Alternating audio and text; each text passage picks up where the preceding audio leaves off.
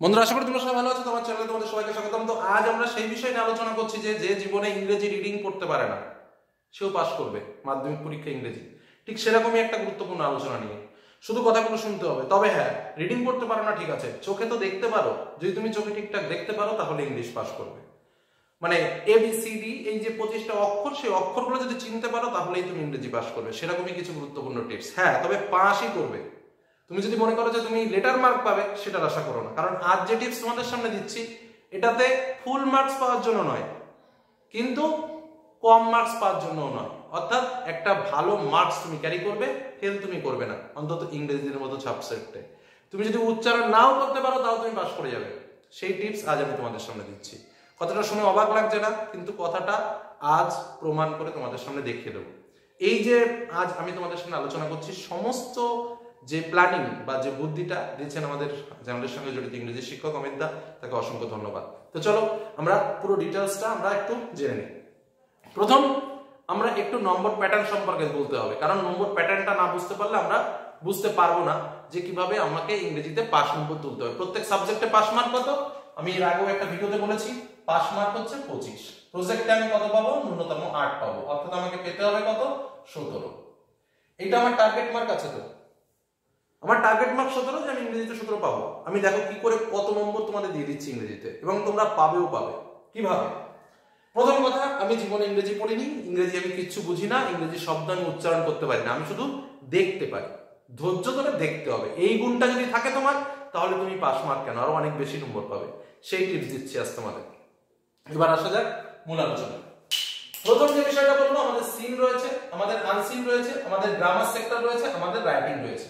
Seen unseen কি কি আসতে পারে সে বিষয় নিয়ে আমি যাচ্ছি না, কারণ সে বিষয়ে আগে পরে বলেছি কোন সিন ইম্পর্টেন্ট, কোন কোন আনসিনের বিষয়গুলো এই বছর ইম্পর্টেন্ট রয়েছে, কোন কোন রাইটিং পার্টে বছর ইম্পর্টেন্ট রয়েছে, সেসব বিষয় নিয়ে আলোচনা যাচ্ছি না। আমি কিছু জানি না, কি আছে বইয়ে আমি তাও জানি না, তাদের জন্যই আজকের আলোচনা। চলো, তো যাই হোক, সিন মানে কি সেটা তো আমরা অন্তত জানি, এবং আনসিন মানে কি সেটাও আমরা অন্তত জানি। যে একটা প্যাসেজ আমাকে দিয়ে দেবে, সেই প্যাসেজ থেকে আমাকে কিছু প্রশ্ন দেবে, সেই প্যাসেজ দেখে দেখে আমাকে প্রশ্নের উত্তর লিখতে হবে।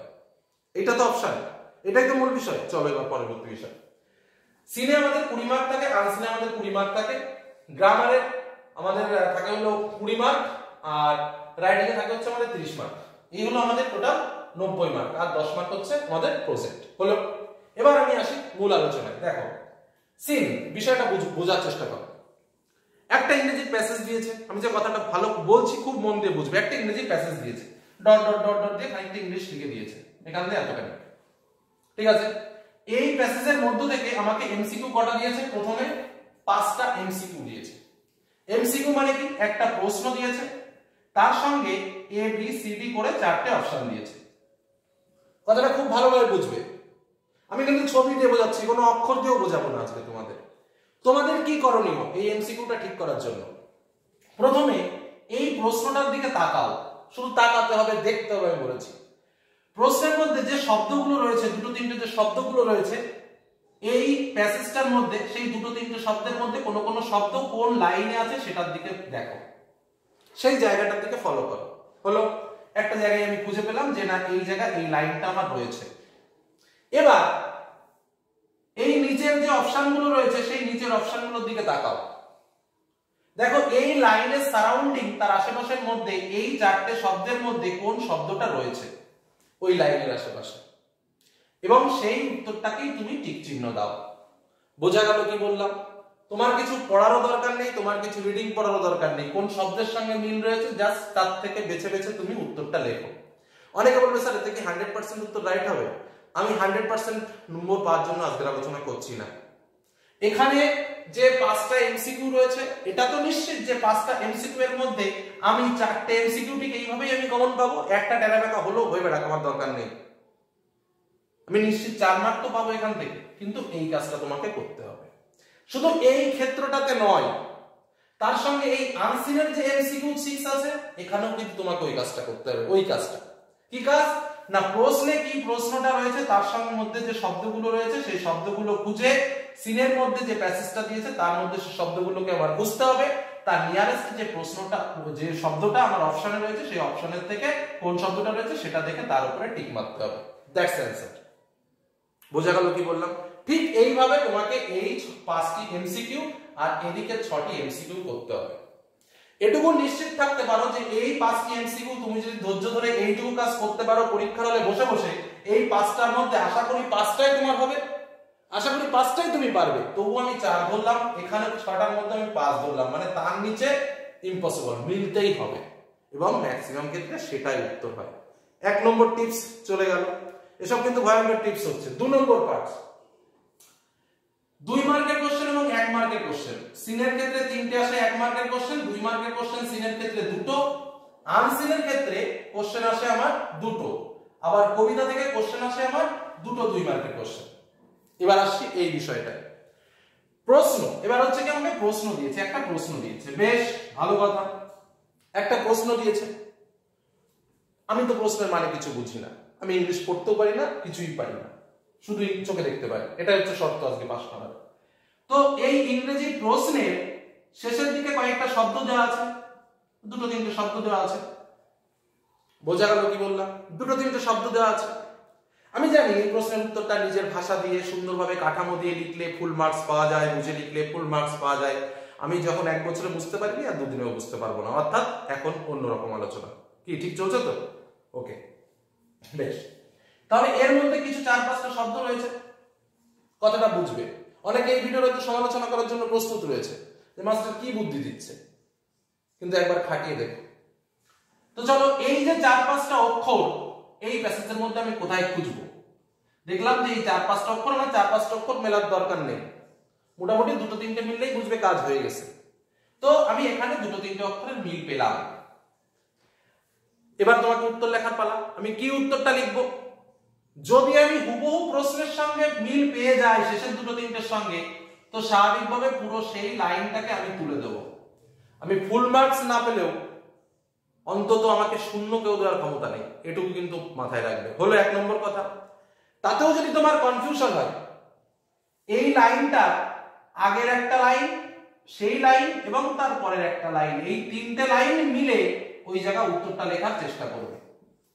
বোঝা গেল কি বললাম? মানে যে প্রশ্নটা, যে অক্ষরটা আমি খুঁজে পেলাম, সেই লাইন, তার সঙ্গে তার উপরের লাইন, তার সঙ্গে তার নিচের লাইন, আমি 0 পাবো না, অন্তত 50% মার্ক কিন্তু আমি পাবো। বোঝা গেল আমার কথাটা আমি কি বললাম? এইভাবে আমি এই 2 মার্কের প্রশ্ন, এইটা তোমার সিনের 1 মার্কের প্রশ্ন, এদিকে কবিতার 2 মার্কের প্রশ্ন, এদিকে আনসিনের 2 মার্কের প্রশ্ন, এই উত্তরগুলো করব। টিপসটা কি বুঝতে পারছো?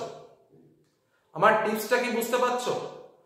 ঠিক যে যে কথাগুলো বললাম, আমাকে শুধু দেখতে হবে কোথায় আছে আমার শব্দগুলো, সেই শব্দগুলোকে টেনে বার করে আমাকে উত্তরটা লিখতে হবে, এটাই হলো কাজ।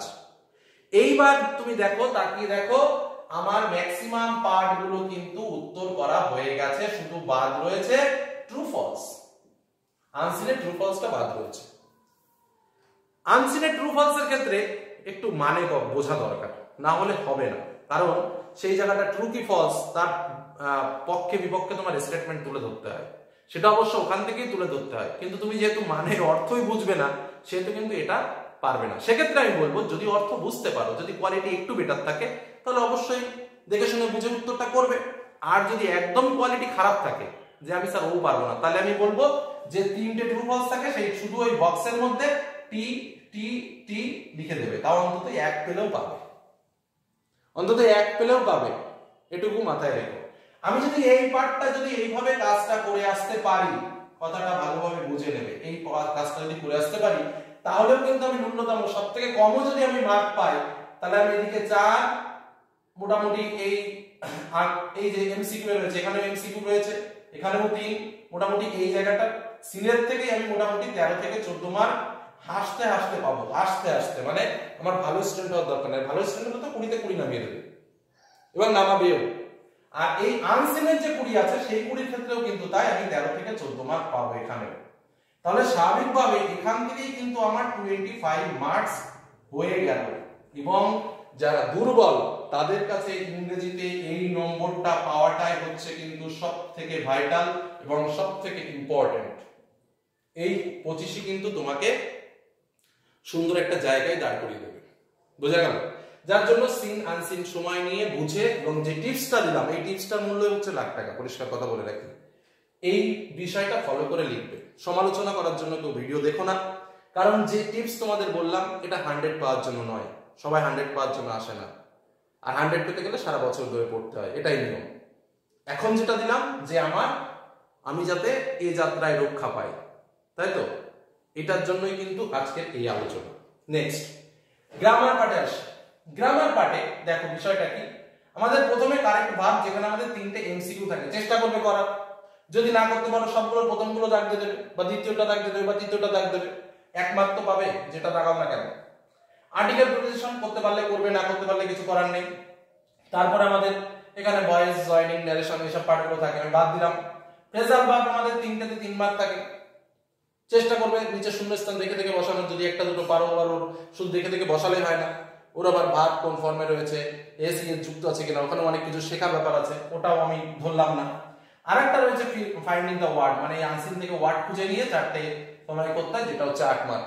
তো এই 8 মার্ক করার জন্য অবশ্যই ওয়ার্ড স্ট্রোক দরকার রয়েছে, মানে শব্দের অর্থ জানা তো অবশ্যই দরকার, না হলে সম্ভব না।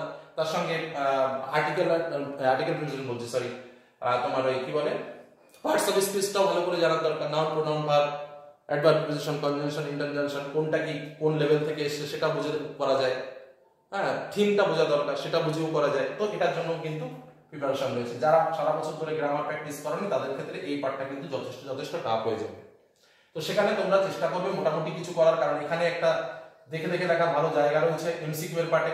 এখানে তোমার ফ্রেজাল ভার্বের ক্ষেত্রেও একটু চেষ্টা করবে, আর উইকেটে একটু বসে থাকবে, ধীরে ধীরে ঠিক অটোমেটিক কিছু মার্ক আসবে।